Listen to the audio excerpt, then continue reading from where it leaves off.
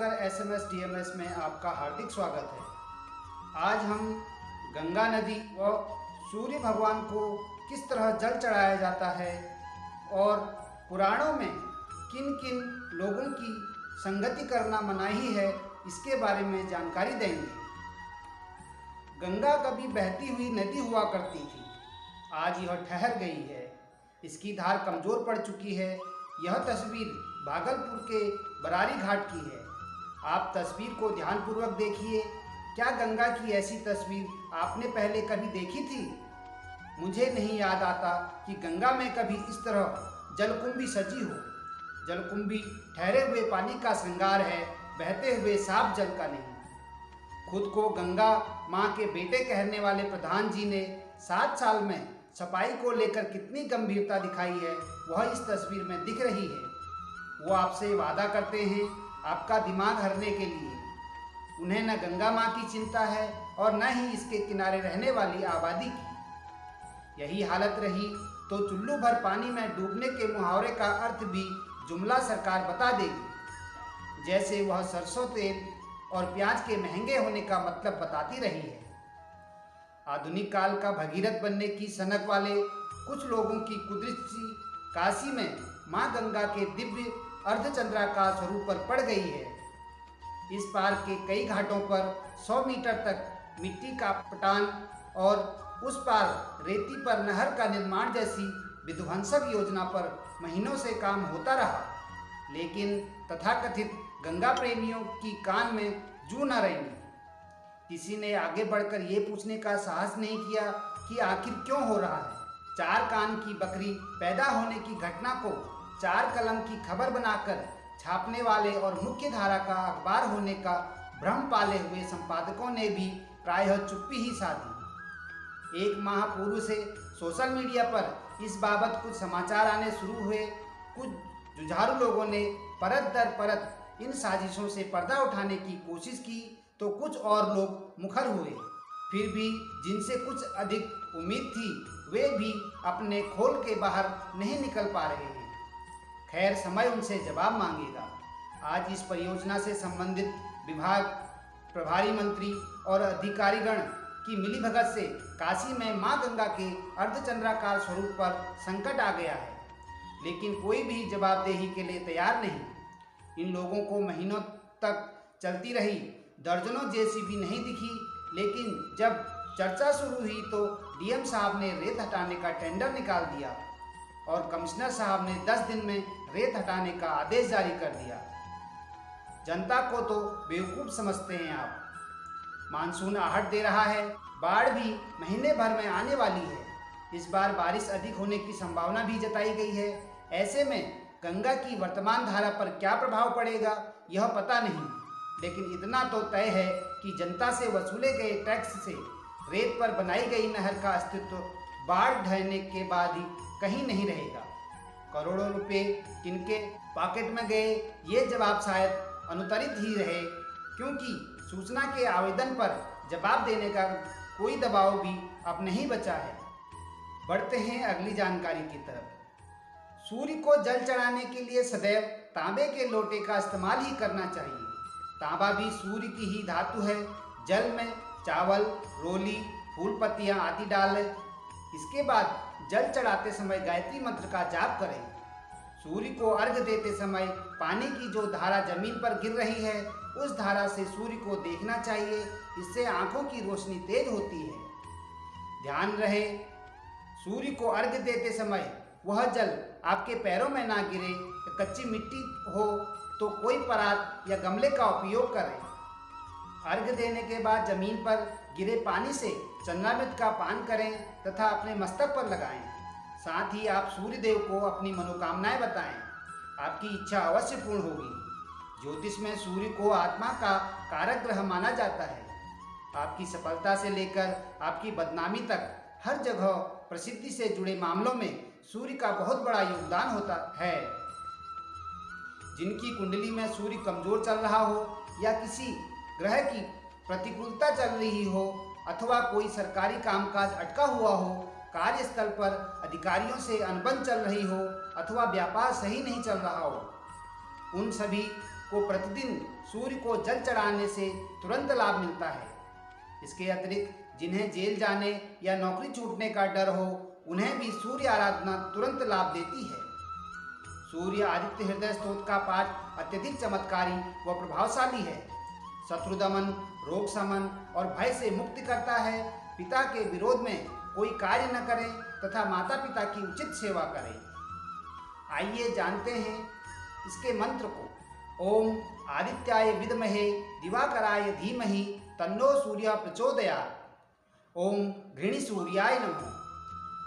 सूर्योदय समय सूर्य भगवान को अर्घ्य देने से समस्त पाप नष्ट हो जाते हैं, दरिद्रता व अन्य नकारात्मकता समाप्त हो जाती है। बढ़ते हैं अगली जानकारी की तरफ। पुराणों में इन 4 तरह के लोगों की संगत करने की सख्त मनाही कही गई है। लोगों को इनसे दूरी बनाकर रखनी चाहिए, नहीं तो आप बर्बाद हो सकते हैं। गरुड़ पुराण में कहा जाता है कि कुसंग का ज्वर बड़ा भयानक होता है। इसी बात को पुराणों में कहा गया है कि व्यक्ति को किस तरह के लोगों की संगत से दूर रहना चाहिए। ऐसे लोगों की संगत करने से व्यक्ति बर्बाद हो सकता है, इसलिए इन लोगों से तुरंत दूरी बना लेना चाहिए। आइए जानते हैं इन लोगों के बारे में जिनसे दूरी बनाकर रखनी चाहिए। किस्मत के भरोसे रहने वाले लोग। गरुड़ पुराण के अनुसार जो व्यक्ति केवल किस्मत के भरोसे रहते हैं और वे मेहनत करने से कतराते हैं, ऐसे लोगों से हमेशा दूरी बनाए रखनी चाहिए। ये लोग न तो स्वयं सफल होते हैं और न ही उनके साथ रहने वालों को सफल होने देते हैं। छोटी सोच वाले लोग। गरुड़ पुराण के अनुसार जिन व्यक्तियों की सोच छोटी होती है या फिर नकारात्मकता होती है, वे हमेशा असफल होते हैं। ऐसे लोगों से हर व्यक्ति को हमेशा दूरी बनाकर रखनी चाहिए, क्योंकि नकारात्मकता या छोटी सोच वाले व्यक्तियों का प्रभाव आपकी सोच पर भी पड़ता है, जो कि आपकी सफलता में बाधा डालती है। दिखावा करने वाले लोग। जो लोग अपने धन और वस्तुओं का दिखावा करते हैं और उसमें अहंकार की भावना भरी रहती है, आपको चाहिए कि ऐसे लोगों से सदैव दूरी बनाए रखें। ये लोग अपने अहंकार के कारण दूसरों को अपमानित कर देते हैं। अब बढ़ते हैं अगली खबर की तरफ। अवधूत। अवधूत का अर्थ होता है जिसने सब छोड़ा, जो त्यागी हो गया। परमहंस। घर द्वार छोड़ा, घर द्वार ही छोड़ा, ऐसा ही नहीं, वर्ण व्यवस्था छोड़ी, समाज छोड़ा, सभ्यता छोड़ी, ऐसा ही नहीं, संन्यास भी छोड़ा। अवधूत परम दशा है। गृहस्थ से आदमी संन्यस्त बनता है, फिर संन्यस्त के भी पार हो जाता है, वो अवधूत। अवधूत शब्द भी अच्छा है। इसका अर्थ है वधु जाके न होई सो अवधू कहावे। जिसको दूसरे की जरूरत न रही, वधु यानी दूसरा। किसी को पत्नी की जरूरत है, किसी को मकान की जरूरत है, किसी को दुकान की जरूरत है, किसी को मित्र की जरूरत है, किसी को बेटे की, किसी को बेटे की, कोई न कोई जरूरत है। किसी को धन की कमी, किसी को पद की। जब तक दूसरे की जरूरत है तब तक तुम अवधूत नहीं। जो पर से मुक्त हो गया, जिसको दूसरे की जरूरत न रही, जो अकेला ही काफी है, जो अपने में पूरा है, ऐसा सब छोड़कर जो चला गया, संसार से बिल्कुल विरक्त हो गया, परिपूर्ण पीठ मोट ली, वह है अवधूत। कबीर के मन में अवधूत का सम्मान है, लेकिन वे उनकी जीवन व्यवस्था से राजी नहीं है, क्योंकि कबीर कहते हैं कहीं जाने की कोई जरूरत नहीं, यही हो सकता है। जो दौड़ दौड़ कर, भाग भाग कर जंगल पहाड़ में करते हो, वह तो बाजार में हो सकता है। इतने दूर जाने की जरूरत क्या है? परमात्मा दूर नहीं, पास है। परमात्मा तुम्हारे हृदय में विराजमान है। कबीर कहते हैं संसार छोड़ना संसार में रहने से बड़ी बात है, लेकिन संसार में रहना और संसार को छोड़कर रहना संसार छोड़ने से भी बड़ी बात है। कबीर कहते हैं अवधूत से भी ऊपर एक दशा है, और वह दशा है जल में कमलवत। संसार में होकर भी संसार को अपने में न होने देना। कबीर उसके पक्षपाती हैं, लेकिन अवधूत के प्रति उनका सम्मान है। वे कहते हैं कुछ तो किया, कुछ तो अपने को बदला, पर ये मुक्ति हुआ, संसार से मुक्त हुआ। लेकिन कबीर कहते हैं कि संसार से मुक्त होने से बड़ी बात है संसार में मुक्त होना। वह कबीर की संसार और परमात्मा के बीच संधि है।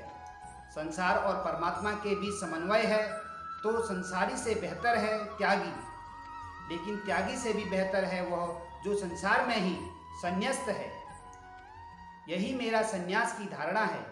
तुम यहाँ हो, वहीं जैसे हो वैसे ही ठीक हो। उसी दशा में तुम्हारे भीतर रूपांतरण हो जाए, क्योंकि रूपांतरण मन स्थिति का है, परिस्थिति का नहीं। बढ़ते हैं अगली जानकारी की तरफ। दिल्ली हाई कोर्ट ने सोमवार को सोशल नेटवर्किंग प्लेटफॉर्म इंस्टाग्राम और फेसबुक को हिंदी देवी देवताओं से संबंधित आपत्तिजनक सामग्री हटाने को लेकर नोटिस जारी किया है। न्यायमूर्ति रेखापल्ली की खंडपीठ ने इंस्टाग्राम और फेसबुक से इस मामले में जवाब दाखिल करने को कहा है।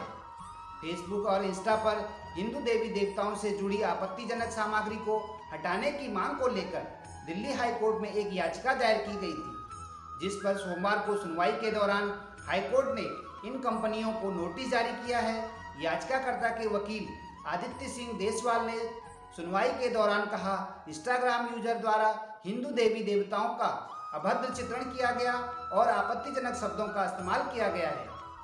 इसमें हिंदू देवी देवताओं के बारे में अपमानजनक भाषा के साथ साथ हिंदू देवी देवताओं के अश्लील कार्टून और ग्राफिक्स भी दिखाए गए हैं।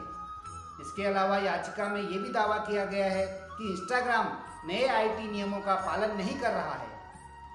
एडवोकेट आदित्य सिंह देसवाल ने कहा कि इन कंटेंटों को जल्द से जल्द हटाना चाहिए।